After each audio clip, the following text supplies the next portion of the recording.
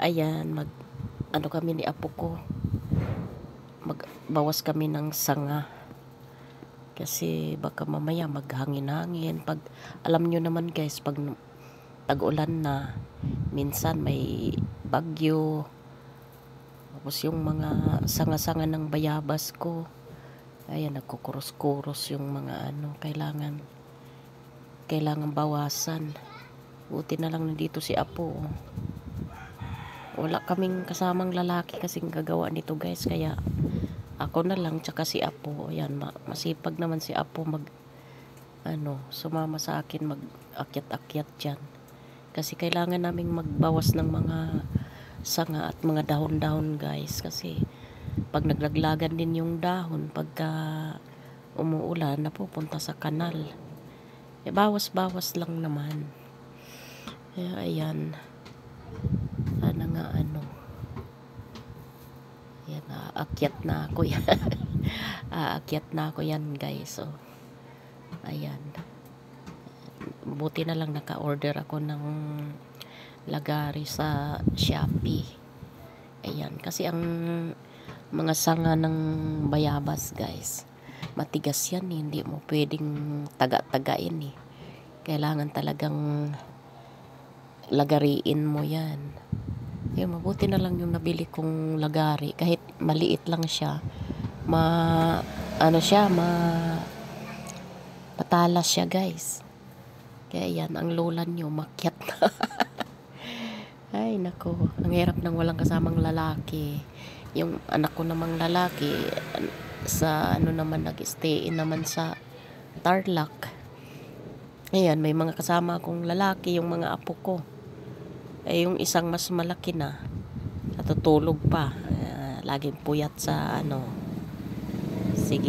siging laro-laro paggabi, kaya napupuyat. Tingnan mo naman yung apo ko guys, parang parang unggoy. Sus, nahirapan talaga ako dyan guys, kasi yung mga wire ng internet nasa nakakuan sa mga sanga. Kaya ang hirap talaga magputol. Kaya ayan guys, sus, katapos ko yan, bababa na naman ako niyan mamaya para kasi nga naka doon sa may tawag nito, yung wire ng wifi namin, dalawa yung nakakuan doon sa taas. Yung hindi man nila inayos yan, parang nakatali-tali sa mga sanga ng bayabas ko. Kaya ayusin ko pa yan mamaya, kasi pag hinila ko, mahihila yung wire. Baka mamaya maputol, malaking problema yan. Ayan guys, kaya pag may mga puno tayo, kailangan nating bawas-bawasan yung mga sanga, kasi tag-ulan na, tapos uso na naman ang mga bagyo-bagyo, ganyan. Ako kasi guys, yung labas ng bahay ko, puro mga puno yan. Tingnan mo yung isa, malunggay yan guys. So, matagal na yan. Siguro mga 2002 ko yan tinanim. Matanda na itong malunggay ko na to, yung dito sa may blow na panungkit. Yan, malunggay yan guys. Tapos dun sa may pader, puro malunggay yan. So gusto ko kasi ang gulay na malunggay, kaya pinuno ko pagtanim ng mga malunggay yan. Yan, tapos meron pa kaming babawasan na sanga, yung mga bayabas dito sa may harapan namin. Ito kasi sa gilid ko ito, sa may dirty kitchen ko banda. Ayan. Tapos yung paupahan ko, ayan. Yan, inapupunta na sa bubong yung, ang lalaki pa naman ng bunga nitong bayabas na to guys. Tamis pati. So wala namang kumakain. Yung mga bata ayaw kumain. Pinamimigay ko na lang. Pero hindi ko siya putulin lahat, kasi sayang naman. Ang tagal kong pinangarap noon na magkaroon ako ng mga puno ng bayabas. Tapos ngayon tuloy puputulin, hindi naman pwede. Ko lang yan, trim ba? trim lang para ano. Yung dito nga sa gilid, gusto kong tanggalin sana kasi pag humahangin, nagagalaw yung bubungan ko. Tsaka natatakot kami kasi ano tawag nito sa Bisaya, kambod-kambod. Nakaano sa wire ng kuryente, kaya natatakot ako. Saka na lang pag umuwi yung anak kong lalaki. Kaya ayan, si Apo. Buti na lang nandyan si Apo. Buti na lang kamo guys, nakakaakyat pa ako. Mataas na kaya yan guys. Mataas na yan oh. Pero mo, halos nasa tuktok na ako ng ng malunggay ko. Ang taas yan. Tapos yung mga sanga, ang hahaba na. Nahirapan ako maghila-hila dyan sa mga sanga-sanga na yan. Ayan, ayan, yung dito naman sa gilid, kamyas yan. Bawas-bawasan ko na lang ng dahon yan. Sayang kasi kung putulin eh. Tapos na siyang namungay, pero namumulaklak na naman. Tapos may isa pang puno doon sa gilid. Ayun, nandun sa bubong lahat yung bunga niya. Ayan. Tapos yung maputol kong sanga, gagawin kong panggatong. Kaya yan guys. Kaya linis-linis din tayo pag may time kasi malamok.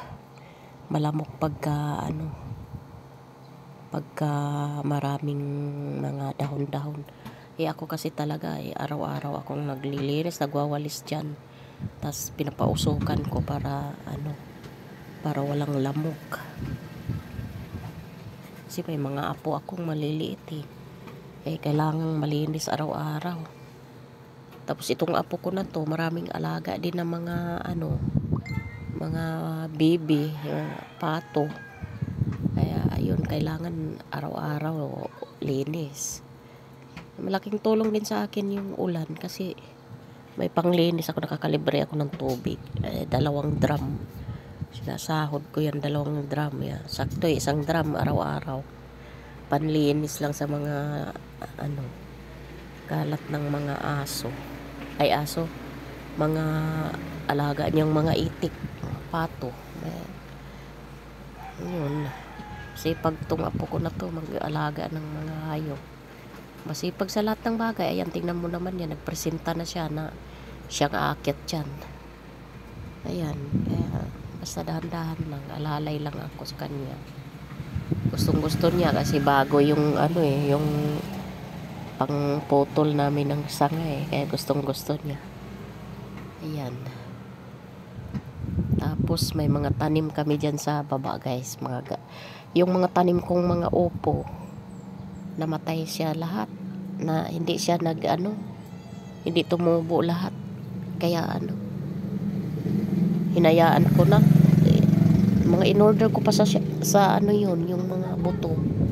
Talagang hindi siya tumubo naman, kaya lang ewan ko bakit hindi siya lumaki. Kaya ayun.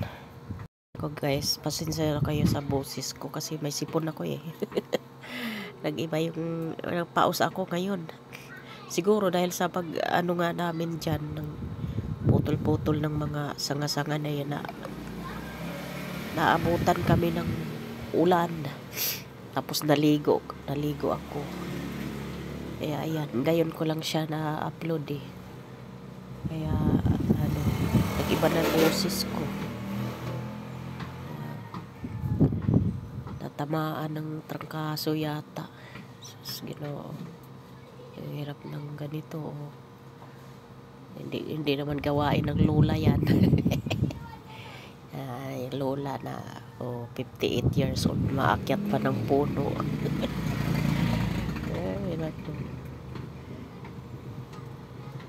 Hindi ko na maantay yung anak ko na umuwi. Kaya ako na ako na naglinis. Mahal din pag magbayad ako ng magputol. Tiyaga-tiyaga na lang muna. Kaya pa naman pa naman. Yun, basta nandyan lang si apo ko.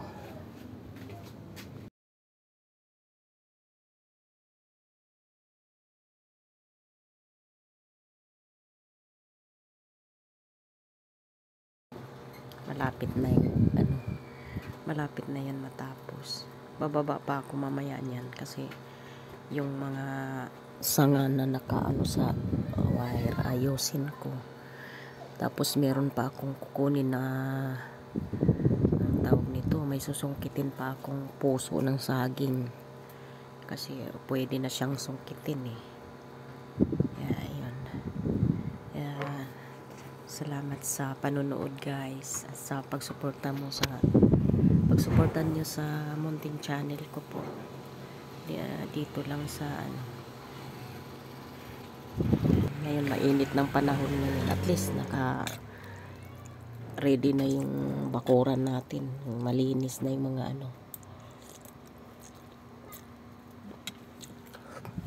malinis na yung mga sanga-sanga, mga puno. Yan, punta pa kami dyan sa may harapan ng terrace ko kasi natakpan na talaga yung terrace ko ng mga sanga. Talagang hindi na makita yung terrace ko sa sobrang dami ng dahon. Tsaka guys malaking tulong ang dahon ng bayabas.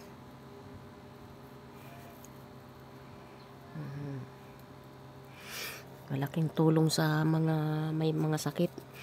Yung kapitbahay namin dito na doktor, tapos may anak siya na ilang beses na naoperahan na may sugat sa tiyan. Yun lang nakagamot guys. Kaya pag may dahon kayo ng bayabas o kaya puno, alagaan nyo guys kasi malaking tulong ang mga dahon-dahon, mga sugat. Tapos pwede mo rin painom. Yan, nakakatulong talaga. Kaya ako noon talagang pinupursige kong magtanim ng bayabas. O kita mo ngayon na nababasa mo sa mga na malaking pakinabang sa kalusugan natin ang mga dahon ng bayabas. Hindi lang dahon, pati mga bunga. Yun, tsaka yung mga malunggay guys. Itong kunting maliit na bakuran ko, halos lahat ng mga nakatanim dyan, mga herbal guys. Oo, meron pa akong mga yung insulin, may mga tanim ako. Tapos yung ang tawag nito, yung suha, meron ako, may dalandan ako. Yun, yung pagka maliliit pa yung mga apo ko, yan ang pampaligo nila, yung dahon ng dalandan, tapos lalagyan ko ng dahon ng bayabas. Tapos yung mga pa guys, yung dahon ng kamyas, yun okay din yun, pang steam din, pang steam pagka may sipon ng mga bata. Tapos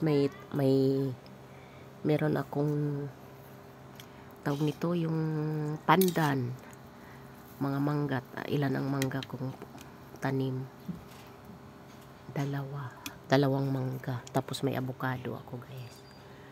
Yun, basta halos lahat ng tanim ko mga herbal.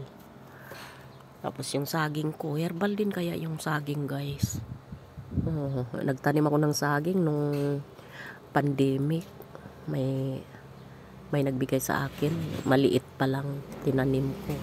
So ngayon guys, sobrang dami ng soy. Tapos nakailang nakailang tiba na ako ng bunga, kaapat na tiba na ako ng bunga. Tapos meron na naman isa ngayon, katatanggal ko lang ng puso para may magulay din kami mamaya. Nakakatuwa guys, basta piruin mo nung pandemic na wala na ako ng trabaho, alam mo ginagawa ko yan, ganyan, nagtatanim ng mga kung ano-ano. Piruin mo, mula nung nag-pandemic, yung naitanim ko nun. Ngayon nakikita ko na yung mangga, yung avocado, laki na, malapit ng mamunga. Tapos yung bayabas talaga guys ang ano, yung nandito sa may harapan namin. Ang daming nakinabang na nito. Nung pumapasok pa ako, dinadala ko sa trabaho. Gustong gusto ng mga katrabaho ko, mga bunga. Minsan pamimigay ko sa ano, tuwang-tuwa. Natutuwa ako pagka yung binibigay ko yung mga bunga ng ano, tapos tuwang-tuwa sila. Ang sarap sa pakiramdam mo na yung pinagpaguran mo noon na marami nang nakinabang, tapos na napakinabangan mo rin. Nakakatuwa guys. Kaya dapat pag may kunti tayong lupa-lupa, magtanim. Kahit ano. Ako noon pag may mga buto-buto na, kunwari magbili ako ng mangga. Tapos yung mga buto, itapon ko lang yan sa bakuran. Pag tumubo, di alagaan mo na. Yung avocado, ganun din. Nilagay ko lang sa gilid. Pero yung saging talagang pagka nakaano na sila guys, inaalagaan ko, dinidiligan ko yan araw-araw. Kahit gubastos ako ng tubig, masaya akong nadidiligan ko sila. Kaya hindi rin na sayang yung panahon na wala na akong trabaho mula nung nagka-pandemic. Kasi araw-araw ako nagtatanim.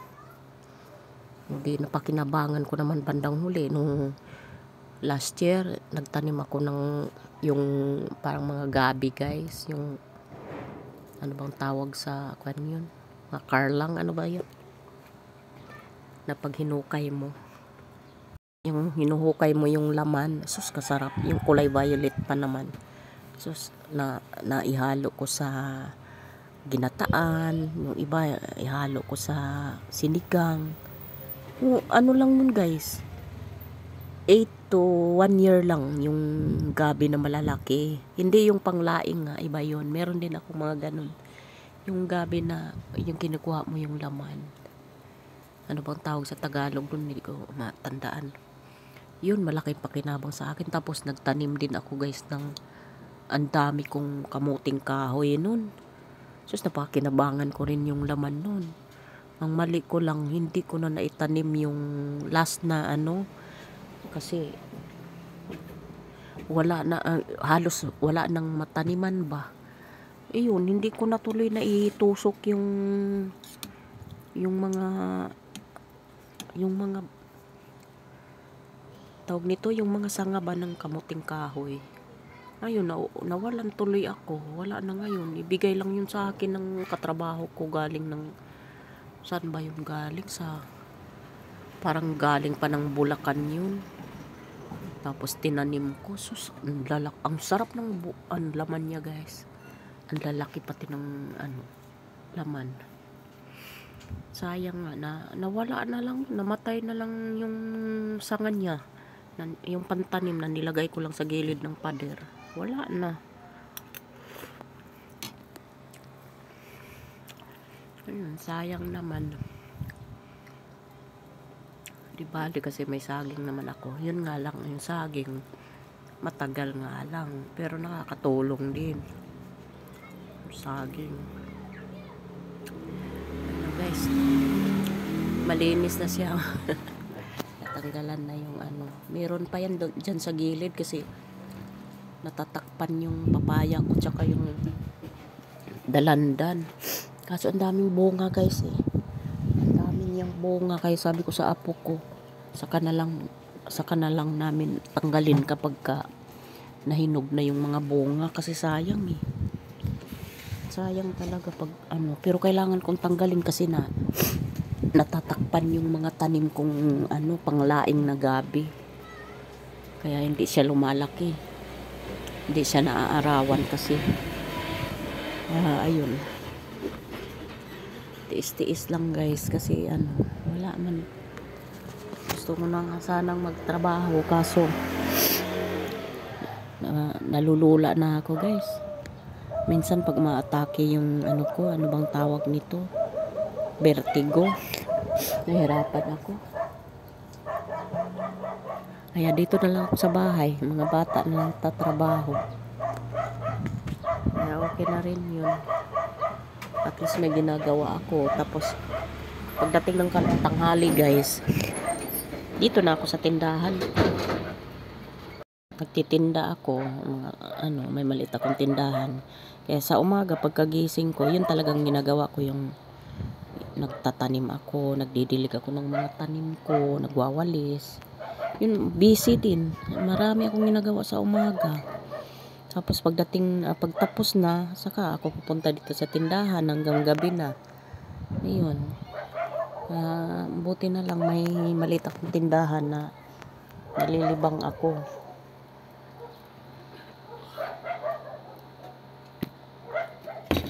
Kaya ang dami talagang naapektuhan ng pandemic guys. Isa na ako dun. Muntik na nga akong ma-depress noon, pero salamat sa Diyos na nakayanan ko rin. Basta dasal lang talaga, kasi lahat naman tayo nabigla nung time na yun. Kaya dapat talaga malakas ang pananampalataya natin sa Panginoon para hindi tayo matalo sa mga problema. Kailangan labanan ang mga problema guys. Oo. Kailangan, kung ano lang, isipin mo lang kung ano yung katulad nitong ginagawa ko. Nag content creator ako, tapos kahit dito lang ako sa bahay, at least nalilibang ako. Hindi ko maisip yung mga, kasi lahat naman tayo may mga pinoproblema. Hindi mo dinidibdib kasi meron kang pinagkakaabalahang iba. Kaya ayun, ganyan ang gagawin guys. Hanapan mo ang sarili mo ng pagkaabalahan para hindi ka maboring, sinasabi nila. Tapos maisip mo yung mga problema, ganun. Kaya laban lang talaga guys sa hamon ng buhay.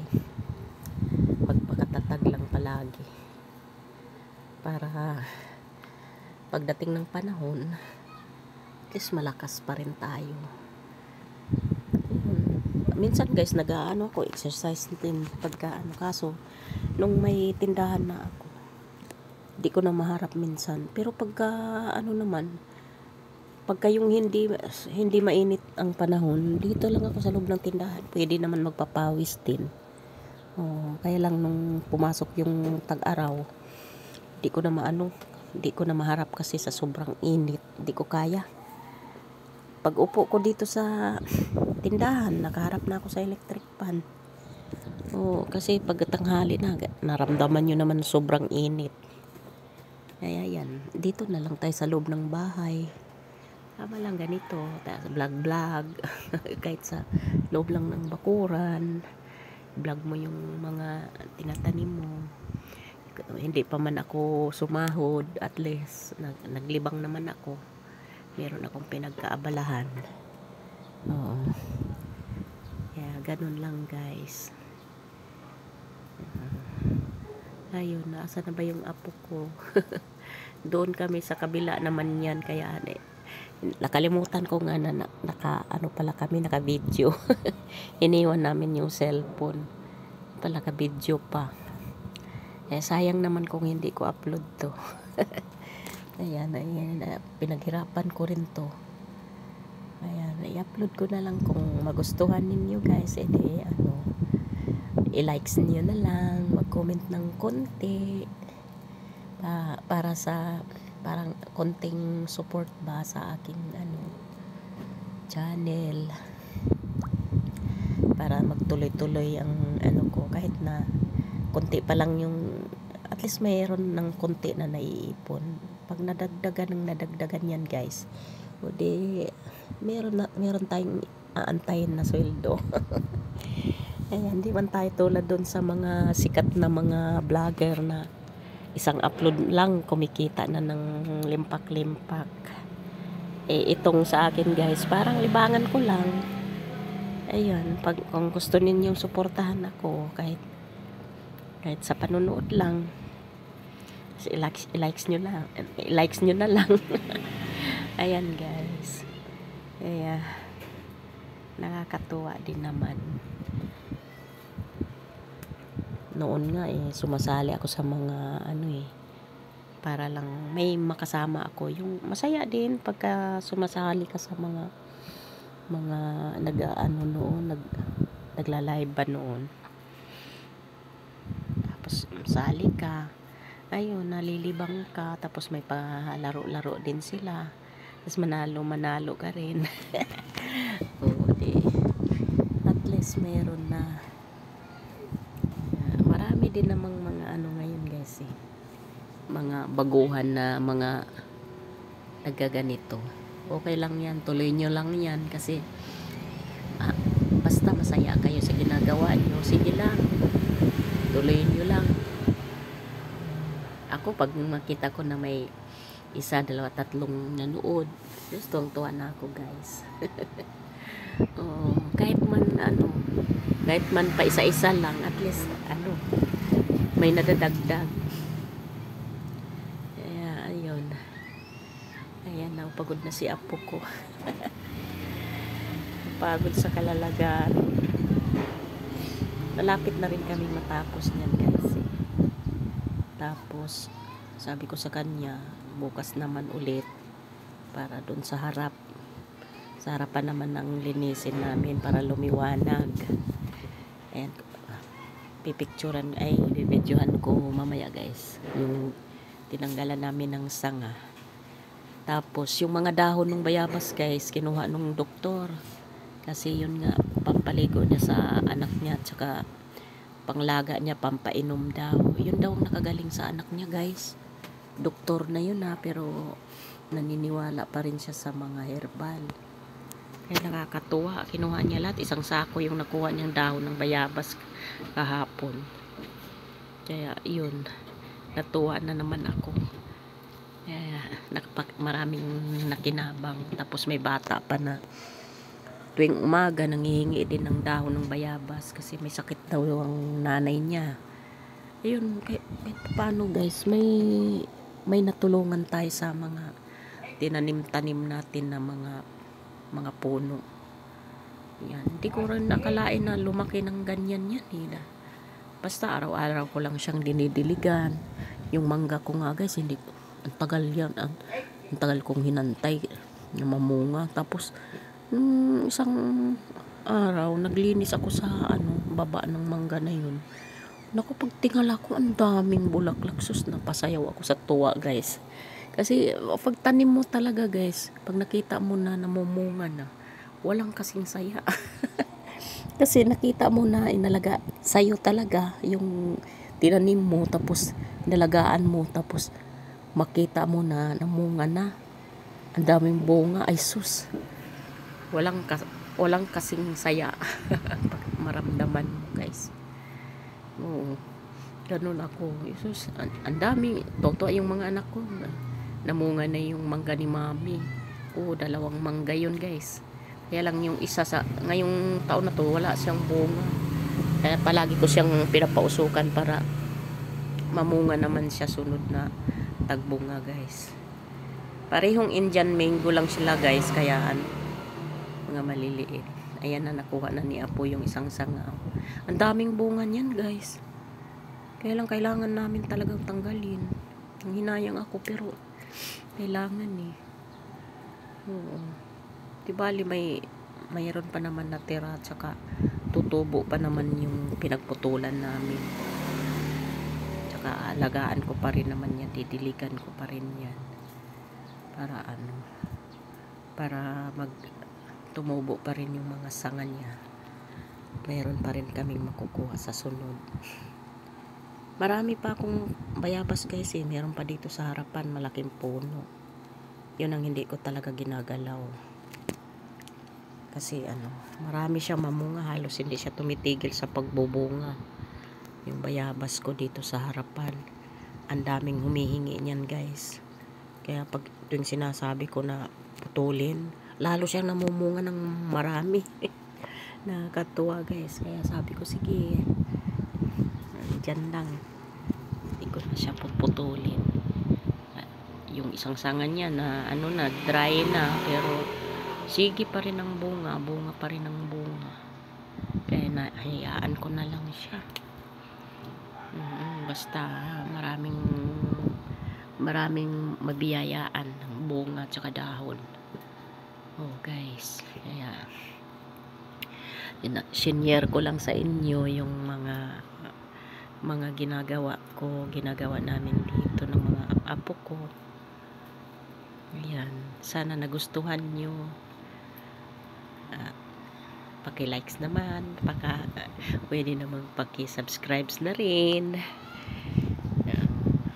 Salamat ng marami sa inyo guys sa pag-support niyo sa akin, sa aking channel. Salamat ng marami. Maraming salamat sa panunood. Oh guys, yan, maingay yung aso ko. Maingay yung aso ko nandito sa tabi ko. Huwag ka maingay ko, Pi. Kaya nagbablog ako, ay nag-ano ako. Nagre-record. Ayan guys. Matatapos na to. Ayan, bumaba na si Apo. Ayan, magaganda yung dahon niya guys. Oh. Ayan, kukunin yan mamaya ni Doc. Mga dahon na yan. Malalaki pati. Pwede nga nguyain yan eh. Yung sa mga tinutuli. Ganda yan guys. Ayun, naka-ano din. Masama talagang pakiramdam ko. Kaya ganito yung boses ko. Pero kailangan kong ano eh. Kasi yung una kong in-upload. Parang ano eh. May nakalagay. Meron akong nilabag. Tinanggal ko na lang yung ano sound niya, tapos ito na record na lang, pinalit ko, kaya burahin ko na lang siguro yun. Pero sayang guys, kasi mayroon ng 5 ano eh, mayroon ng 5 nanood eh. Oo, kaya lang yung ano, yung kita ko doon, ati daw kami nung may-ari nung kanta, kasi meron siyang kanta na parang ano, parang instrumental lang naman. Hati daw kami. Ayaw ko na may kahati guys eh. Kaya ayun. Ayan guys. Dito na yung apo kong ano, maingay. Huwag ka maingay. Ayan, matatapos na ito eh. Oops. Huwag ka maingay. Kaya nagre-record ako. Ayan, kaya madalas hindi ako nakakapag-live guys kasi andito yung mga apo ko pagka ano eh, ang ingay nila. Kaya ayan, salamat guys sa panunood. Maraming salamat. God bless. Ding, ding, ding, ding. Ay, malapit na. Akala ko tapos na. 30, ano pa lang pala. Maano na yung sipon ko. Huwag ka maingay kay ano, oh. Nandyan si Kuya Iin, oh. Ano. Tatapos na. Salamat sa panonood, guys. Opo, mamaya. Ayan. Wala munang sound sa ano kasi na